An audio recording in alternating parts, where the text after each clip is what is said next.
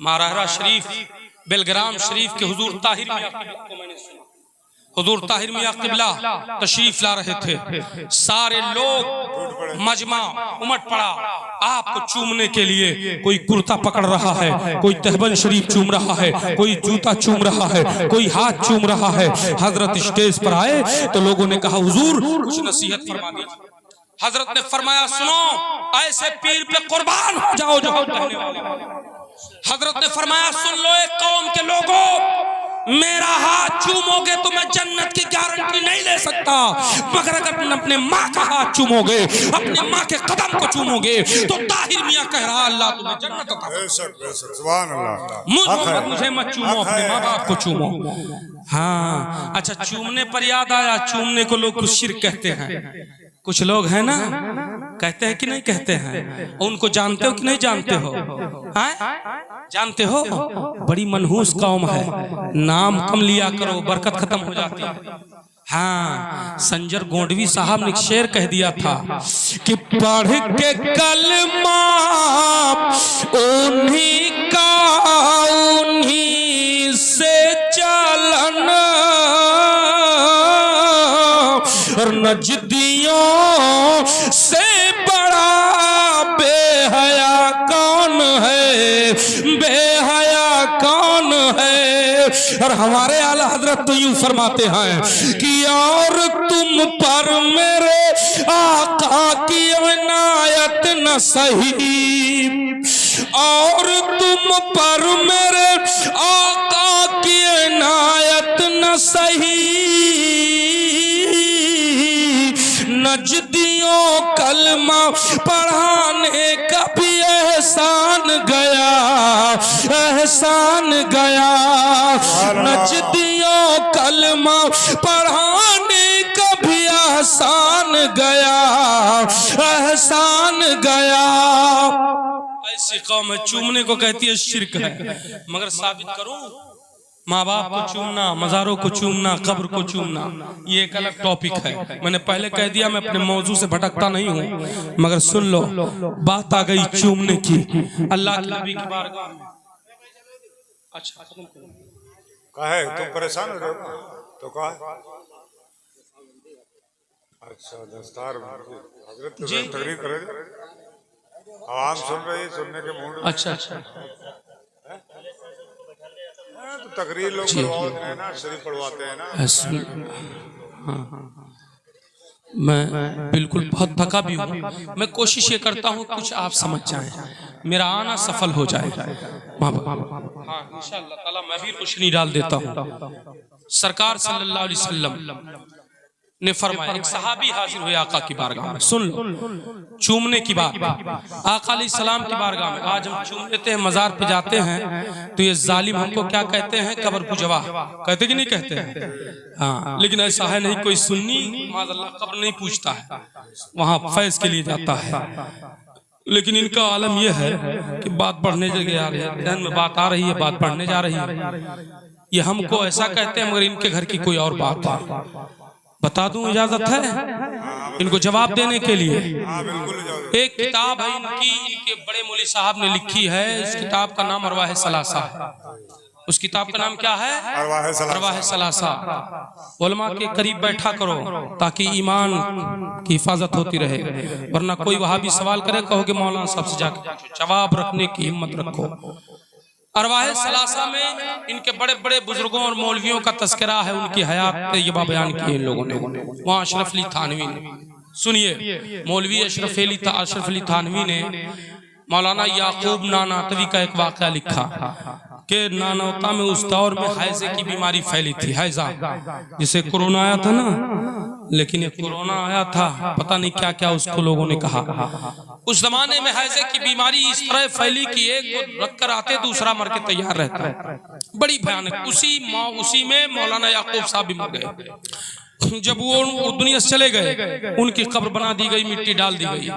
एक बीमार उनके कब्र पर गया और उनके कब्र की मिट्टी थोड़ी सी ली, जबान पर रखा, खा लिया और थोड़ी सी कपड़े में बांध करके हाथ में बांध लिया। जब बांध लिया तो वो ठीक हो गया, बीमारी दूर हो गई। तो उसने पूरे शहर में ये बात मशहूर कर दी कि मौलाना याकूब साहब के कब्र की मिट्टी मैंने खाई और बांधा, ठीक हो गया। तो अब शहर के लोग सारे लोग भागने लगे। जैसे आज हमारी कौम का ये मामला है। एक और तस्करा करता चलूं, तबसरा कर दूं कि अगर कहीं पता चल जाए कि फलाने बाबा जाहिर हुए हैं, चाहे वो फासिक हो, चाहे वो खड़े खड़े पेशाब करता हो, मगर हमारी कौम उसे अल्लाह का वली तस्लीम कर लेती उस जादू का। याद रखो, शरीयत के बाल बराबर भी अगर कोई हट जाए तो अल्लाह का वली हो नहीं सकता। आई शरीयत के बाल बराबर क्या, पूरी शरीयत गायब रहती है, लेकिन उसको भी हम लोग वली मानते। कुछ लोग कहे जाहिल, अरे बहुत बड़ा वली है, बहुत पहुंचे हुए पीर साहब हैं, एक वक्त की नमाज नहीं पढ़ना, बहुत पहुंचे हुए पीर साहब हैं। कितने पहुंचे हैं, जहन्नम तक रसाई। इसलिए दुनियादारों से दूर भागो, अल्लाह वालों के कदमों में आओ। तो उन्होंने कहा कि मौलाना याकूब साहब के कब्र की मिट्टी शाम तक गायब, लोग उठा ले गए, खा लिए। मौलाना याकूब साहब के एक बड़े बेटे थे जिनका नाम मौलाना मोइनुद्दीन है, अरवाहे सलासा किताब का नाम है, याद रखना। जब मौलाना मोइनुद्दीन देखे तो आकर फिर से मिट्टी डाल दी, फिर से मिट्टी डाल दिया, और उसके बाद फिर सवेरे देखा फिर मिट्टी गायब, फिर आए मिट्टी डाल दी, फिर देखा शाम को मिट्टी गायब। परेशान हो गए। मौलाना मोइनुद्दीन कहते हैं कि जब इस तरह 3 दिन गुजर गया तो मैं अपने बाप के कब्र पर गया और मिट्टी डाला, और डालने के बाद कहा, अब्बा हुजूर आपकी करामत हो गई, मेरी हजामत बन गई। अब किसी को फायदा हुआ आपके कब्र की मिट्टी से तो मैं मिट्टी नहीं डालूंगा, आपके कब्रों पर लोग चप्पल जूते पहन के जाएं।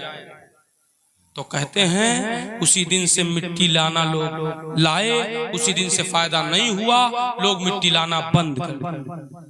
2 बातें जाहिर हुई, एक ये कि इनके मुर्दे इनके हजरत कब्र में सुनते भी हैं और शिफा देने की ताकत भी रखते हैं, अपने कब्र की मिट्टी से शिफा देने की ताकत रखते हैं। और जब इनको कह दिया जाए ना शिफा दो तो भी अभी आ गया।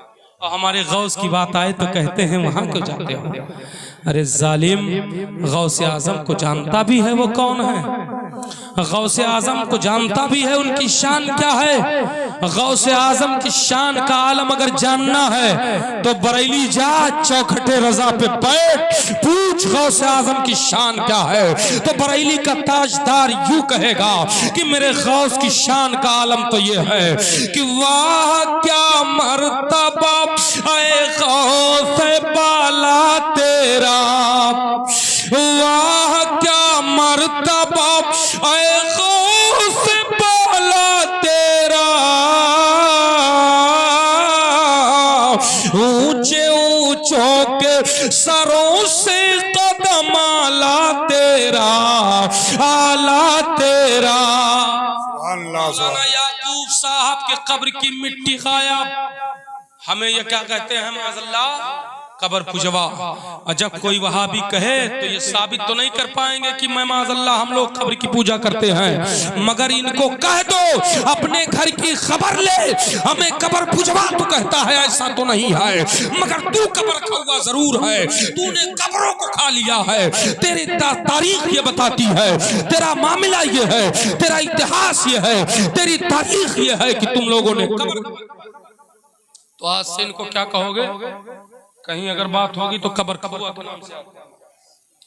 हाँ, ये बात आ गई तो मैंने बता दिया। चूमने की बात थी, मेरे आका सल्लल्लाहु अलैहि वसल्लम की बारगाह में एक सहाबी अर्ज किया, हुजूर मैंने मन्नत मान दी थी सरकार कि मेरा फला काम हो जाए तो मैं जन्नत के चौखट को चूमूंगा, और एक रवायत में है कि मैं काबा शरीफ के चौखट को चूमूंगा, बख्तलाफ रवायत। सरवर कौनैन सल्लल्लाहु अलैहि वसल्लम ने फरमाया, फिर कहा आका मन्नत पूरी हो गई, अब मेरे पास इतनी ताकत नहीं कि मैं काबा चले जाऊं, या मरने के बाद जन्नत पा जाऊंगा, वहां के चौखट तक चूमूंगा।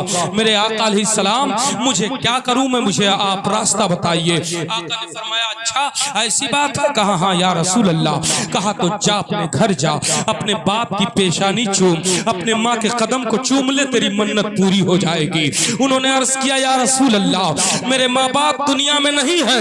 आका ने फरमाया तो जा अपने बाप और माँ के कब्र को चूम ले, मन्नत पूरी हो जाएगी। कहा या रसूल अल्लाह मुझे ये नहीं मालूम कि मेरे माँ बाप की कब्र कहाँ है।